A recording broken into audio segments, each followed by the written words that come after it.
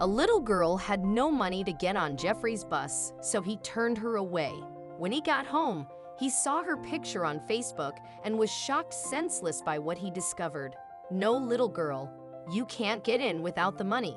Please get out because I really needed to get going." Jeffrey, the bus driver, told a little girl who wanted to get on the bus, but only had a few pennies to her name. She must have been around 7 years old, and he wasn't in the mood to deal with unaccompanied children that day. None of the other passengers paid them any mind. "Please, sir, I want to visit my grandmother," the little girl begged. "Then go ask your parents for the money and come back next time," Jeffrey replied and gestured with his hand for the girl to get out. She finally listened to him and left the bus with her shoulders slumped. Jeffrey saw her sit down at the bus stop and drove off. "Dear God, what have I done?" he asked himself.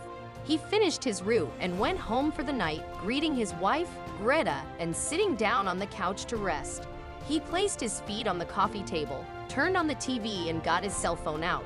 It was time to browse through social media mindlessly. His Facebook was filled with funny posts, updates on his family, and more. But one of his groups had shared an image that made him pause. The group would often share news from their hometown in Maryland, and that day, a picture was shared of the little girl he had just turned away a few hours earlier. The word "missing" was written on top of the image. He read further and learned that the girl had disappeared a day ago, and her parents were distraught trying to find her. Jeffrey's back went cold. This girl was missing, and he had just kicked her out of the bus. "Dear God, what have I done?" he asked himself, standing up and going to the front door where he left his shoes, putting them on hastily. "Where are you going?" Greta asked, coming out of the kitchen and wiping her hands on the dish towel. "Greta, quick, call 911 in this number," Jeffrey said, showing her the picture of the girl with his phone.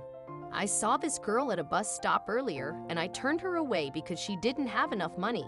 I'm going to find her, but please make those calls." "Jesus, Ulk, what bus stop exactly?" she asked, and he explained where he had seen her. Greta would stay home and call the authorities, plus the girl's parents. Jeffrey rushed to his car, started the engine, and almost flew out of his house, speeding to the bus stop. Hopefully, the girl was smart enough to stay in one place. He couldn't believe how careless he'd have been earlier.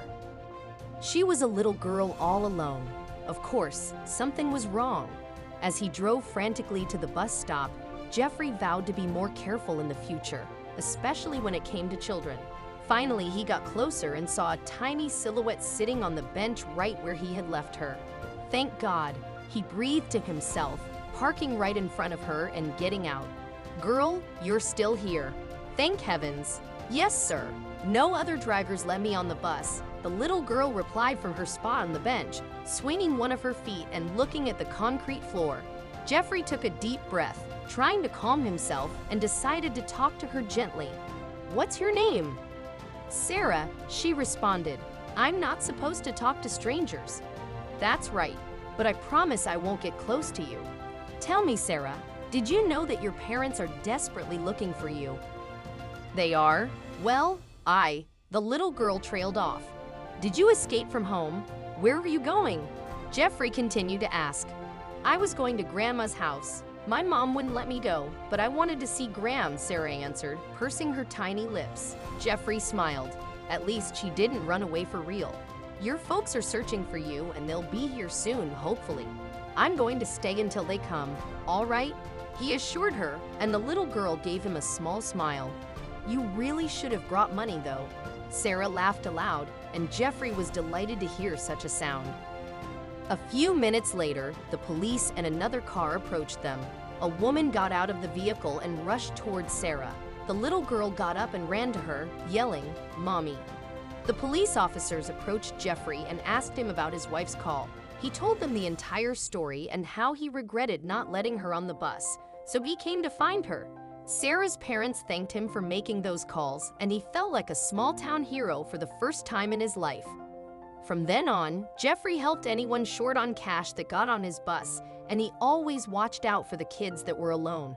Many children were too independent, but they needed someone looking out for them, and he was the right man for the job.